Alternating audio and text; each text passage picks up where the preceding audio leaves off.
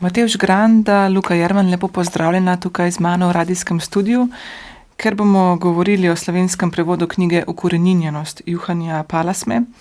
Se najprej ustavimo prav pri prostoru, v katerem smo.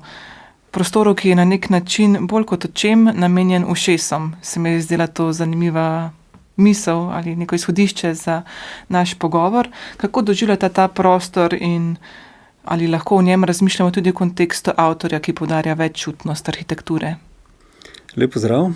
Absolutno je to tematika, ki jo Palasma v svojih delih omenja, torej arhitektura, ki jo gledamo iz statične podobe, ni enaka arhitekturi, ki jo doživljamo v nekem vsakodnevnem življenju, kjer so vpeti vsi čuti v to doživljanje arhitekture. In to je tisti njegov poudarek, ne samo v delu Ukoreninjenost, ampak nasplošno v vseh drugih delih tudi, da naše doživljanje sestavlja preplet različnih čutov.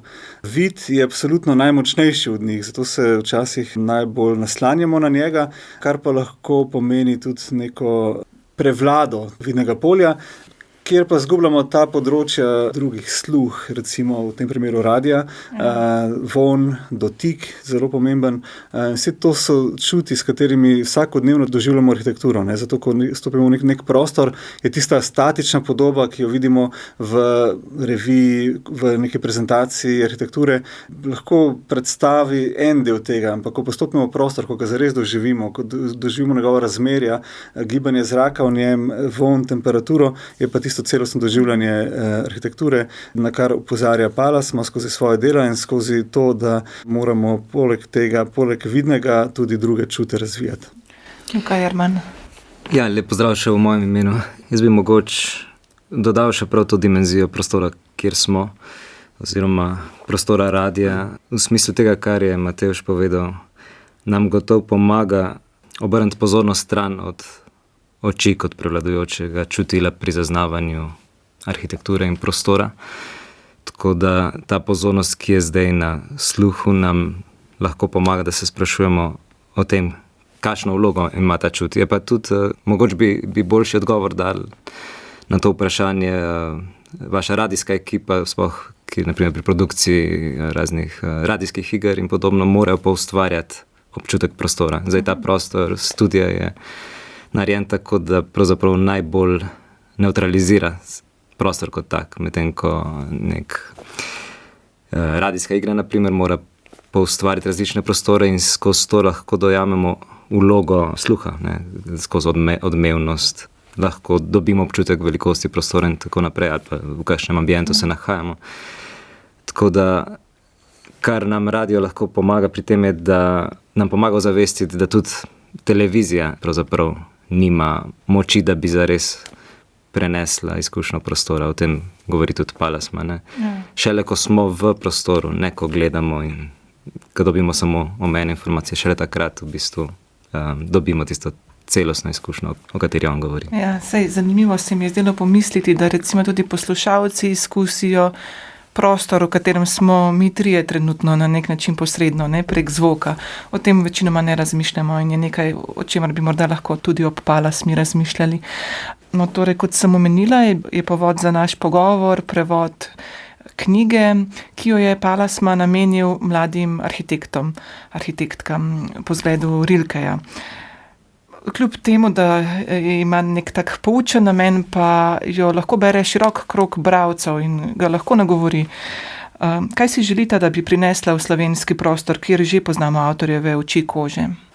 Ja, poleg Oči kože imamo prevedeni tudi še dve knjigi, pravzaprav, Utelešena podoba in Misleča roka, ki vsaka od teh treh knjig se fokusira na določeno vprašanje ali pa razširi to fenomenološko razmišljanje avtorja Palasme v določeno smer. Zdaj, ta knjiga pa je, kot naslov pove, gre za refleksije, razmišljanja za mlade arhitekte. In tako široko, kot je zastavljen ta naslov, so zastavljena tudi razmišljanja. Avtor bo letos dopolnil 90 let in v tem smislu lahko to knjigo beremo kot neke vrste njegovo intelektualno oporoko, sploh ko nagovarja tako eksplicitno mlade arhitekte. Gre pri tem delu za to, da poskuša in to zelo učinkovito tudi naredi, sežeti ta življenjska razmišljanja v neke ključne teme in tukaj dodaja tistim tematikam prejšnjih knjig še neke nove fokuse, mogoče bi Matevž kakšnega od teh izpostavil. Zdaj, po eni strani je knjiga res namenjena mladim arhitektom, tukaj se nam zdi pomembno, da mladi arhitekti svoj imaginarni svet začnejo graditi, razvijati skozi širino, ki jo predstavlja Palasma. Ampak ta širina pa hkrati, kar ugotavljamo, je pa tista širina, kjer lahko rečemo, da ta knjiga, čeprav je podnaslovljena za mlade arhitekte, nikakor ni namenjena niti samo mladim, niti samo arhitektom. Ampak bo nagovorila res en širok spekter ljudi, ker govori o prostoru. Prostor je nekaj, kar vsi vsakodnevno uporabljamo in se mogoče včasih sploh ne zavedamo, da je prostor spremenljivka. V njem razmišljamo kot o konstanti, zato ker se na nek način zelo počasi v prostoru dogajajo neke spremembe. In zdaj to razmišljanje o prostoru in o tem, kako mi doživljamo ta prostor in tudi predvsem, kako ga lahko mi spreminjamo, je recimo ta knjiga Ukoreninjenost en mogoče dober priročnik ali pa vodič po temu, kako skozi svoje telo, svoje čute, svojo prisotnost, razpoznavati kvalitete prostora, o njih razmišljati, se mogoče izražati, jih primerjati v nekih kontekstih drugih zvrsti filma, literature, filozofije, in to so te neke glavne mogoče tudi poudarki, ki jih Palasma v knjigi potem izpostavlja. Ja, vpleta res številna področja, številne citate, morda se tega dotaknemo še pozneje. Gre res za posebnega misleca, Naprimer je študentom govoril, ne bom vas učil, kaj je arhitektura, temveč bom raje poskusil doseči, da se zaveste, kdo ste. Ali pa še ena njegova misel, takih je mnogo v knjigi, da arhitektura nima samo utilitarnih in praktičnih namenov, temveč se v temelju ukvarja z enigmo človekovega obstoja v svetu. Torej se zdi, da na nek način je pri njemu arhitektura blizu umetnosti. Kako gledata to razmerje? Ne samo umetnosti, tudi v teh citatih, ki ste jih izpostavili, je mogoče nadgradnja teh najnih prejšnjih razmislekov o širšem pomenu knjige, namreč res ne govori samo o arhitekturi. Sicer stalno nagovarja mlade arhitekte, ki so bili pravzaprav občinstvo teh njegovih predavanj, iz katerih je nastala ta knjiga, arhitekte in oblikovalce, vendar so njegovi razmisleki precej širši in stalno navezuje s temi referencami, ki ste jih omenili, na svet likovne umetnosti, na svet literature, filozofije, humanistike in sem prepričan, dragoceno branje za vsakogar, ki pravzaprav razmišlja o svoji ustvarjalnosti, tudi če ni udeležen v kreativnem poklicu, oziroma za vsakega, ki razmišlja o svojem odnosu do sveta, zato ker ravno, tako kot ste omenili, postavlja na prvo mesto vprašanje človekove identitete in njegovega odnosa do širšega sveta in načina, kako se to vzpostavlja. Neka taka pomembna tema se mi je zdela tudi občutek dvoma kot nečesa pomembnega. To je nekaj, s čimer se lahko poistoveti vsak. Naprimer, spet ena misel, da je kot študent in mlad arhitekt mislil, da dobro ve, kaj so vrata ali kaj je okno, danes pa po več kot 60 letih prakse, mišljenja in pisanja tega več ne ve zagotovo. To nas lahko malce nasmeje, začudi, skratka o tem razmišljamo. Po drugi strani, torej ta dvom se mi zdi, da je lahko nekaj napornega po eni strani, po drugi strani pa ga sam predstavi tudi kot nekaj pozitivnega. Kako bi vidva razmišljala o vlogi dvoma? Ja, to je bila tudi ena od tematik pogovora, namreč Palasmo smo obiskali tudi v živo v Helsinkih, kjer ima še vedno svoj studio, svoj prostor. Ta obisk je bil v bistvu dvakrat. Prvič so ga obiskala z Nino Granta, sorodnico revije Outsider, to je bilo približno pred enim letom, tem smo bili pozno zimskem času. Luka, ti si ga pa obiskal... Pred enim letom, ja. Tudi pred enim letom, malo kasneje, ne? In v teh pogovorih smo prav temu dvomu namenili kar nekaj prostora in časa. Namreč Namreč ta dvom se lahko včasih sliši zelo utesnjujoče, si v nekem dvomu, v nekem preizpraševanju in je to lahko marsikomu stresna situacija. Ampak kar on tukaj s tem misli, je v bistvu to preizpraševanje. To je ena kategorija, ki jo v arhitekturi oziroma pač v vseh praksah stalno prisotna. Tudi ob prevodu knjige sta Palasma in Luka naredila en zelo zanimiv pogovor, en dopisovanje, pravzaprav, ki smo ga objavili v aktualni številki revije Outsider. In v tem dopisovanju on izpostavi en pogled, in sicer, da v arhitekturi govorimo o rešitvah, kot da smo nekaj rešili, da ima en problem določeno rešitev, ampak on izpostavlja, da je mogoče to napačno poimenovanje, da bi boljše bilo reči izpoved, da tukaj pridemo do izpovedi, ki ni končna rešitev. Zdaj konkretno vprašanje, ali so vrata, seveda so vrata nekaj, kar nas prepušča skozi katera prehajamo med eksterierom v interier oziroma med različnimi ambienti, ampak ta vrata lahko razumemo kot nekaj zelo banalnega, že izdelanega in se ne vprašamo, kaj so, lahko pa se vprašamo, kaj pomeni ta prehod, kako jih doživljamo, v katero smer nas usmerijo, s kakšnim materialom nas nagovorijo in kako se jih dotaknemo. To so vse te kategorije, ki jih on izpostavlja, in zanimivo je to, da pač ta dvom, ki ga on smatra za nekaj nujnega pri ustvarjalnem procesu, je seveda pride potem do neke izpovedi v končni fazi in do nekega rezultata v prostoru. In ta dvom je pomemben pri kreativnem procesu, torej da ni samo enostavno posnemanje rešitve, ki so že, ampak da vsaka nova rešitev vzpostavlja en nov odnos v določenem trenutku, momentu, času, kontekstu, ki povzroči, da neka vrata nekje odpremo ali zapremo ali zgradimo.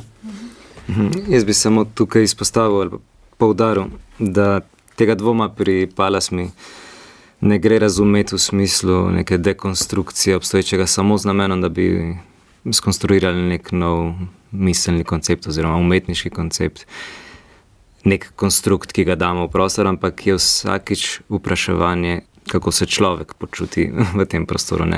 Pri njem gre za to, da se vsakič vprašamo, kaj pomeni odpreti vrata, kaj pomeni odpreti vrata v tem prostoru ali pa pogledati skozi okno. Gre za to, da se z tem dvomom vsakič vračamo k negotovosti bivanja, k tem, kaj pomeni biti človek. In je ves čas stalnica, osrednji poudarek njegovega pisanja je pač to, da je človek središče, človeško izkustvo je središče arhitekture. Sama sem ta dvom razumela tudi v smislu neke odprtosti, da si ne vnaprej zamišljamo rešitev na podlagi preteklih izkušenj, pretekle prakse. Morda ob vsem tem povedanem, Luka Jerman, še beseda o tem, kako ste pristopili k prevajanju takšnega avtorja, ki poudarja dvom, nejasnost, intuicijo, torej vse to, kar smo zdaj povedali, in še morda kakšna beseda o tem dopisovanju, ki ste ga omenila. Ja, skoraj gotovo ne bi pristopil k tem procesu, če ne bi prej poznal avtorjevega dela. Se pravi, Oči kože so res temeljno delo, v študiju arhitekture so ena temeljna referenca za arhitekte danes, pa tudi širše, in te druge njegove knjige. Imel sem srečo tudi, da sem prisostvoval več njegovim predavanjem na Fakulteti za arhitekturo v Ljubljani.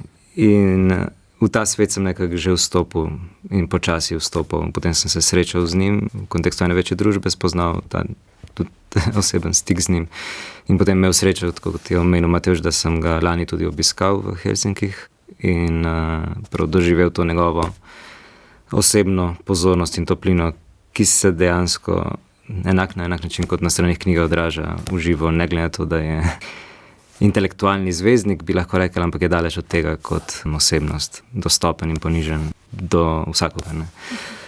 Tako da ta moj proces prevajanja je bil od začetka v nekem stiku z njim, z njegovimi prejšnjimi deli. Sem upošteval tudi delo prejšnjih prevajalcev pri načinu, kako sem se določenih pojmov loteval, in potem, ko sem naletel na kakšno dilemo, teh je bilo ogromno, sem si jih zapisoval in sem nekatere tudi delil z avtorjem, ki sicer imel neko težjo zdravstveno preizkušnjo v tem času, tako da je bilo včasih oteženo. Ta komunikacija pa vseeno me je vsakič presenečal, koliko se posveti vsakomur, ne glede na to, da sem bil samo prevajalec na drugem koncu Evrope. In ja, Je bilo veliko dilem, ki sem jih reševal tudi z lektorico na jezikovni ravni. Prav recimo pojem, ki je tukaj v središču, je nejasnost, dvom, vagueness v angleškem originalu, ker je bila knjiga napisana v angleščini. Ne. Smo iskali ta pojem, ki sem ga potem prevedel kot ohlapnost. Ne. In je bilo veliko tipanja sem in tja za take in podobne dileme, tako da je šlo prek več krogov, kar se mi zdi konec koncev en naraven proces. Zame kot šolanga arhitekta ni tako nenavadno to prenesti tudi na področje prevajanja. Navezala bi se na empatijo, kot ste omenili, da je to po človek in tudi sam poudarja pomen empatije. Mislim, da zapiše, da se vrača ta nekako v polje arhitekture, da je bila vmes pozabljena. Se res vrača, kako je z empatijo na področju arhitekture, po drugi strani poznamo neke zvezdniške arhitekte, vprašanje ega, torej arhitektura in empatija. Ja, tukaj je sigurno v zadnjih letih začutiti to prisotnost tega moče odmika od tiste smeri modernizma, ne, ki je obravnavala arhitekturo kot stroj za bivanje, ki je se nekako naslanjala na industrijsko miselnost, industrijsko proizvodnjo, ker so procesi, dimenzije in proporcije podrejeni standardiziranim meram, kjer pa je, kar se je izkazalo, umanjkal človek, človeška mogoče intuicija, mogoče občutki in tudi drugačnost. Ne.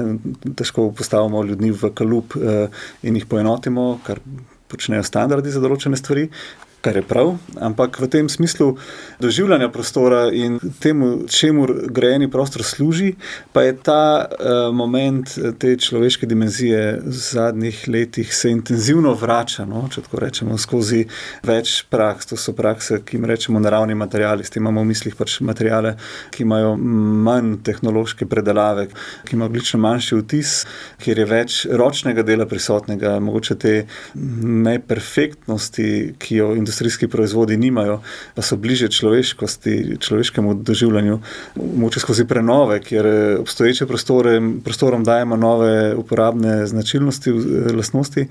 In to je nek trend mogoče zadnjih nekaj let v arhitekturi, kjer je seveda prisoten velik del empatije, ne? Kako zdaj v tem prostoru, kakšne občutke ustvarjamo, kako razumemo tudi sam pomen prostora v njegovem zgodovinskem časovnem trajanju, gledano v vse smeri in naprej in nazaj. Torej, ne samo kako prostor podedujemo, ampak tudi kako ga puščamo za naslednje rodove.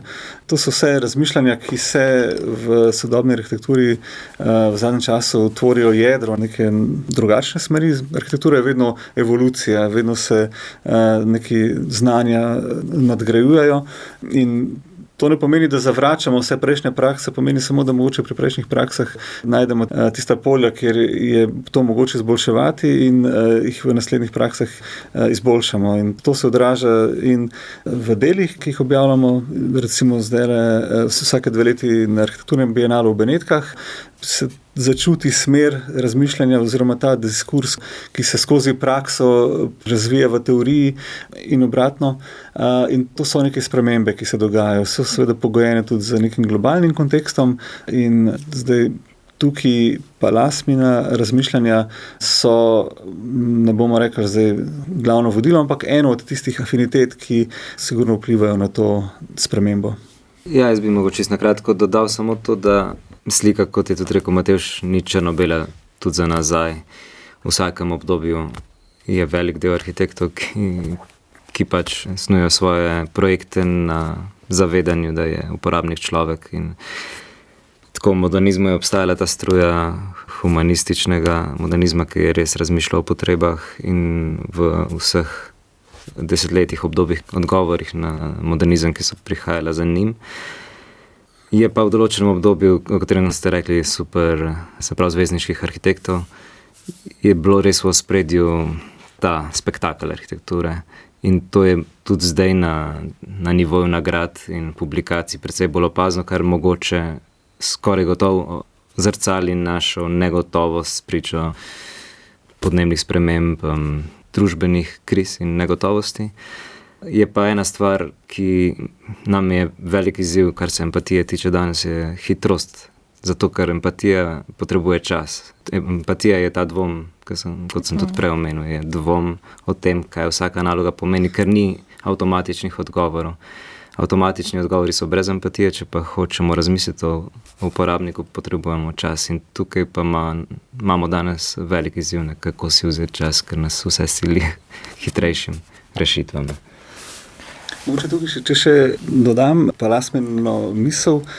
On omenja, da ni potrebno, da se odpovemo ambiciji v arhitekturi, vendar, če ambicija arhitekture izhaja iz spektakla, kot je Luka omenil, je to za arhitekturo narobe. Ambicija arhitekture naj izhaja iz človeka, iz človeških potreb. Ja, je pa ta čas nekaj dober pomislek, ne? Ena izmed stvari, ki sem se jih spraševala po prebiranju, je bila tudi ta zanimive misli, zelo lepo branje, ampak kako pa je s tem v praksi, recimo, ne? In sem se tudi spraševala, v redu, on omenja nekatere primere, tudi arhitekture različne, uspešne, ne vem, Alvar Aalto, Louis Kahn, Peter Zumthor. Mogoče govorimo še o tem, praksa, katera arhitektura je blizu njegovemu razmišljanju, bi kakšne takšne primere lahko našli tudi pri nas. Ja, sigurno primerov bi lahko našli veliko, kar je recimo pri njegovih delih meni fascinantno, je en njegovih zgodnejših projektov, modul 225, to je en sistem modularne gradnje, ki jo je razvil, mislim, da je bilo to konec 60-ih, gre za, se pravi, glih za ta mogoče spoj te industrijske prefabriciranosti, o kateri smo prej govorili, z prilagodljivostjo potrebam. 225 se imenuje zato, ker je to osnovna dimenzija tega modula, ki ustreza potem človeškim potrebam za različne funkcije in prostore. In to je en tak zelo enostaven sistem, ki ga je razvil, da se enostavno sestavlja, bil tudi izveden v nekaj primerkih, kot počitniške hiše na Finskem. Ima tak zelo japonski občutek teh lesenih paličnih konstrukcij.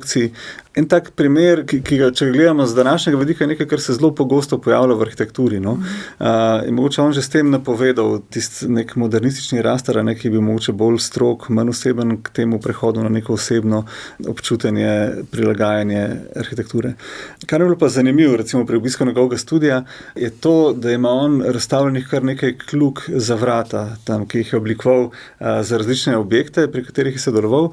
In to mi je dal misliti, da so vrata oziroma kljuke ena točka, kjer se skoraj vsak dotakne stavbe, v katero vstopa. Mi se redko kdaj stavbe dotikamo, mogoče kdaj kdo proba po fasadi se dotakniti kakšen material, ampak to redko kdaj počnemo, da se stavbo dotaknemo, je to najobičajneje pri vratih oziroma konkretno pri kljuki vrat. In Palasma je v svojih razmišljenih delih ustvarjenih in prav eksponatih, ki jih ima v svojem biroju, kljukam namenil veliko pozornost, kako so oblikovane in kako jih doživljamo, ko jih primemo in odpremo in skozi njih stopimo v objekt. Ja, dobra misel, ja ne bi pomislila na kljuke na ta način, ja. Če se prav spomnim, pa med njegovimi zgodnejšimi deli zasledimo tudi trgovski center, to nas lahko preseneti, sicer v sodelovanju, ne? V bistvu gre za eno poznejših del. A poznejše del?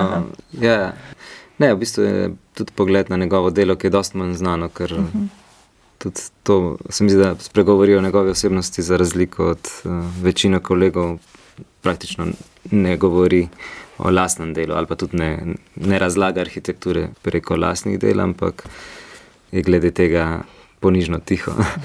Ja, pravzaprav v njegovem lastnem delu, kot je omenil, lahko v začetku zasledimo en ta vpliv racionalizma, tudi on sam govori tudi v tej knjigi, v izpovedi, s katero zaključi knjigo, o tem, kako je začel kot modernističen arhitekt, izobražen v tej veri v to, da racionalni postulati bodo rešili človekovo situacijo s pomočjo arhitekture, potem pa je pač prek tudi ene izkušnje dela v Afriki, nisem prepričan, v Addis Abebi na Etiopiji, je gostoval kot profesor in soočen z eno radikalno drugačno kulturo in njeno domačo arhitekturo mu je postavilo pod vprašanje tudi njegov pristop in potem tudi v njegovih kasnejših arhitekturnih delih vidimo precej večji poudarek na tem utelešenem vidiku, na obrtniški obdelavi.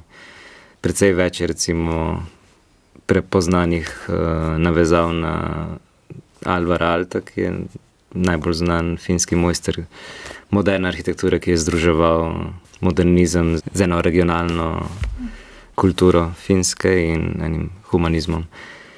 In tudi v tem centru, ki ste ga omenili, celotna struktura je zelo racionalna, detajli se pa vidi to, o čemer govori, da je res ta pozornost, ki na koncu privede do palete kljuk, o kateri govori Matevž.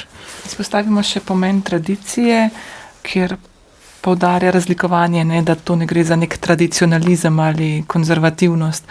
Na kakšen način razume tradicijo? To je bilo zelo zanimivo tema našega pogovora tudi z njim, ker je eksplicitno pozoril na to različno dojemanje tradicionalizma in tradicije. Tradicionalizem je nekaj, kar posnema oblike iz preteklosti, kar zavrača kot nekaj, kar bi nas pripeljalo do neke dobre prakse. Zato, ker samo posnemanje oblike ne pomeni, da imamo razlog za to, oziroma da ima to posnemanje oblike kakršenkoli pomen za prostor, ki ga oblikujemo. Kar razumem pod tradicijo, je nekaj živega, nekaj, kar se ni ustavilo na nekem zgodovinskem momentu, ampak jo živimo stalno in to pomeni tradicionalno uporabo materialov znanj, ampak spet ne posnemanje teh, ampak nadgradnja. V bistvu tradicija stalno pomeni neko nadgradnjo, da če vemo, kako so naši predniki nekaj dobro naredili, da lahko mi to izboljšamo in vemo, da bodo naši zanamci to spet izboljševali. To je neka živa tradicija in tukaj je bilo zanimivo, prav pri tem, on je bil namreč član žirije Outsider Award, ki smo jo razpisali ob 10-letnici in smo imeli pri prenovah kar nekaj projektov, kjer je on izpostavil ta vidik, kjer smo tudi nagradili eno prenovo, kjer je rekel, tukaj se vidi, da to ni tradicionalizem, ampak da se stavbo, ki je zgrajena v neki tradiciji tistega časa, spoštljivo ohranja in se to, kar se sodobno posega na način, da razumemo tisto preteklost, pa hkrati nadgradimo v nek sodoben način. To je ta odnos, ki je zanimiv, torej ne posnemanje, ampak razumevanje tradicije kot procesa, ki je stalno v trajanju. Jaz bi še izpostavil, da Palas ima tukaj o tradiciji govori ne kot o nečem izbirnem, kar lahko uporabljamo, če hočemo narediti delo bolj zanimivo ali pri prenovi in tako naprej, ampak da je nek bistven pogoj pravega umetniškega dela, pravega ustvarjalnega dela in se pri tem navezuje tudi obširno se navezuje na misli Igorja Stravinskega, pač radikalnega modernističnega skladatelja in Eliota, angleškega pesnika, ki sta o tej stvari tudi razmišljala zelo eksplicitno, da tradicija mora biti v krvi, pravi Eliot, in to citira Palasma. Se pravi, da šele, ko si potopljen, ko poznaš dela, ki so bila pred tabo, ko poznaš prostor. Za nas je to res važno, se pravi tudi anonimno arhitekturo, naprimer za arhitekte, ki je bila v prostoru šele, ko si se sprehodil skozi te prostore in jih razumel na nezavedni ravni, lahko nekaj dobrega postaviš v ta prostor. In enako velja tudi na drugih področjih. No, on poudarja to neko izkušnjo prostora bolj na individualni ravni in sem se spraševala pa o bolj družbenih, ekonomskih vidikih, ti so v njegovem razmisleku bolj v ozadju. Gre za dva nasprotujoča si vidika ali se lahko povezujeta? Kako o njegovih razmislekih razmišljati ob konkretnih izzivih? Kar sicer morda niti ni tako njegov namen, in je to povsem legitimno, ampak nekako sem v teh dveh vidikih razmišljala. Ja, meni sicer iz tega srečanja z njim je bilo zelo jasno, da še zdaleč ni, kako bi rekel, neozaveščen, oziroma ima tudi neko politično zavest in angažiranost. V bistvu lani sem bil v Helsinkih ravno za čas 1. maja, ki je veliko praznovanje, eno največjih praznovanj, kot tudi velja kot nekakšen pozdrav pomladi. V Helsinkih in so velika praznovanja na prostem. Ko sem ga pa vprašal o tem, je rekel, da se tega ne udeležujem, ker je izgubilo svoj pravi namen, se pravi ta poklon delavcev. Ne. In ima to skrb, ki pa jo skozi tisto raven, ki jo on prepoznava kot ključno izražen. Namreč, da je treba imeti res osebo vsakič v mislih, da drugače arhitekt ne more pristopati k reševanju nekih širših. Mislim, da to je naše orodje. Se pravi, neki velikopotezni utopistični projekti, ki so bili značilni za preteklost, če so pozabili na vse te vidike osebe, niso mogli biti uspešni. In zato je to preprosto njegov način, kako odgovarjati na isto, se pravi, na prepoznavanje družbenega pomena arhitekture. Mogoče še to, seveda snovanje arhitekture je vedno soočeno z več vidiki, z več faktorji. Ponovadi je na eni strani investitor, potem izvajalec in arhitekt. Vsi trije vplivajo na kakovost rezultata. Kar Palasma tudi izpostavlja, kar je že tudi Luka nakazal, je to, da stik arhitekta z materiali se je izgubil. Včasih je bil arhitekt nekdo, ki je znal procese, ki je bil v bistvu zelo, bom rekel, udeležen pri sami gradnji.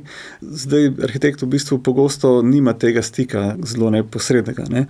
In to je tudi mogoče nekaj, kar mene osebno zelo navdihuje pri njegovih razmišljanjih, se pravi, da biti arhitekt ne pomeni samo biti nekdo, ki na računalniškem zaslonu snuje, ampak je tudi to, da se materialov dotaknemo, da imamo izkušnjo gradnje. In seveda tukaj pride potem spet do izraza podnaslov knjige, refleksije za mlade arhitekte.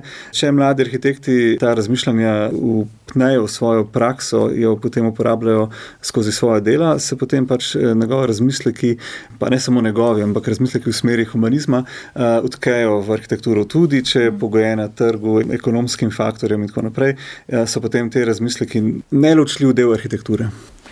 Kako pa se njegov pristop, ki ga povezujemo s fenomenologijo, umešča v neko širšo arhitekturno misel?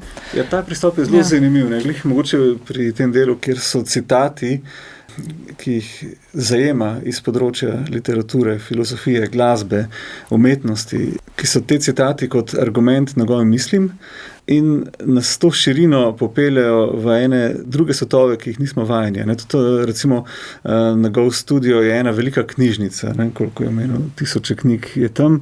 Kar tudi zapiše, je to, da je najprej mislil, da se bo o arhitekturi izobrazil iz arhitekturnih knjig, ampak največ o arhitekturi se naučiš iz nearhitekturnih del. In tudi njegov poziv mladim, vsem, je to: berite literaturo, berite filozofijo, to je ključno za razumevanje sveta in arhitekture. Tako da to je mogoče ta njegov svoj fenomenološki pristop, pa nekako zasidra v svoje otroštvo, ker tudi pove, da je bil nekje soočen z neko samoto, to je bil medvojni čas, bil je pri svojih starih starših na podeželju.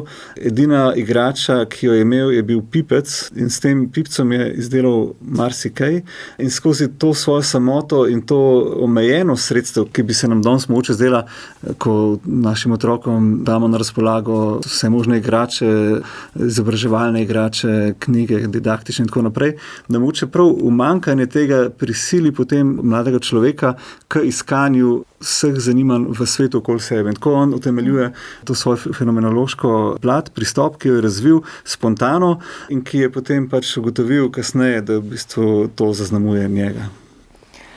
No, še to, sem se pa ob tem poudarjanju izkušnje, pa tudi telesa, vendar spraševala, da kdo je tisti, ki to izkuša, o čigavem telesu govorimo, telo je tudi družbeno, zelo smo si različni.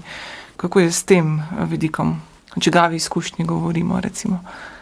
Ja, vsakič o izkušnji tistega, ki bo ta prostor naseljeval, seveda so to zelo različne situacije. Če imaš hišo in imaš naročnika pred sabo, poznaš to osebo oziroma jo spoznavaš prek procesa.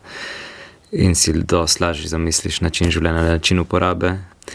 Če gre za javne prostore, kjer so vsak dan množice anonimnih mimoidočih, pa je ravno zato važno to, kar je omenil Matevž, to tkanje navezal na literaturo, na film, na najširši svet človekovih refleksij in razmislekov o tem, kaj pomeni biti človek, ker je nemogoče to prevesti v tabele, v neke predpise, v racionalen koncept. ampak mora to postati podobno, kot smo pregovorili o tradiciji, pač del tebe, da na čim boljši način utelešaš izkušnje širšega kroga ljudi. Se pravi, empatija je res ključna in empatija, ki se gradi prek literature, prek gledališča, prek filma, prek najširšega polja umetnosti in srečevanja z ljudmi v prostoru, je bistvena. Sej vemo za velike arhitekte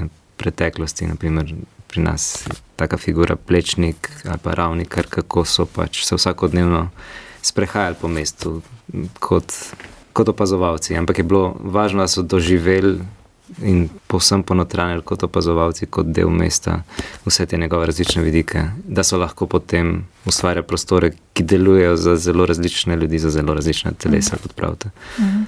In tudi Juhani Palasma poudarja to zmožnost empatičnega oživljanja. Ne? Mislim, da reče, da bi to tudi morali trenirati na nek način. Počasi se bližamo zaključku našega pogovora. Matevž Granda, Luka Jerman, morda ob koncu, ali je Palasma vplival na vajno dojemanje prostora, arhitekture ali morda kakšnega konkretnega prostora? Sigurno je vplival že v času študija, ko se njegova dela ena od tistih osnovnih del, s katerimi se vsak študent arhitekture sreča. Kot sem že prej omenil, na mene osebno je vplivala, oziroma ne da je vplivala, ampak sem se najdel nekje v tem njegovem razmišljanju stika z materialnostjo, skozi samo prakso, ki jo izvajamo, skozi raziskovalne delavnice, gradnje za zemljo. Je mogoče so njegove razmišljake potrditev temu, da smo na neki poti iskanja mogoče drugačne uporabe arhitekture ali pa drugačnega doživljanja, snovanja, gradnje arhitekture. In to je motivacija k tem nadaljnim usmeritvam raziskav. Tako da ta njegova prisotnost, njegov vpliv, tudi osebno srečanje z njim je vsakič neka velika izkušnja, močna izkušnja, ki daje misliti, ki odmeva potem v svojem lastnem delu, kar močno rezonira z lastnim imaginarnim svetom. Tako da tukaj je sigurno ena velika miselna kapaciteta, ki na nek zelo dostopen način, to je meni zelo pomenljivo, ko smo se pogovarjali, je malo pisal svoj delovnik, je rekel, zelo zgodaj pridem v pisarno in prva stvar, ki je to, da pregledam maile in da odgovorim študentom, karkoli me vprašajo, njim dam prednost.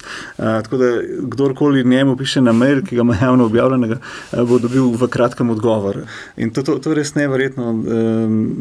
Ob vsem tem, kar je počel in kar še vedno počne, je ta njegova odprtost in dostopnost tisto, kar je res nekaj navdihujočega. Ja, zame tudi že v študiju, kot sem prej omenil.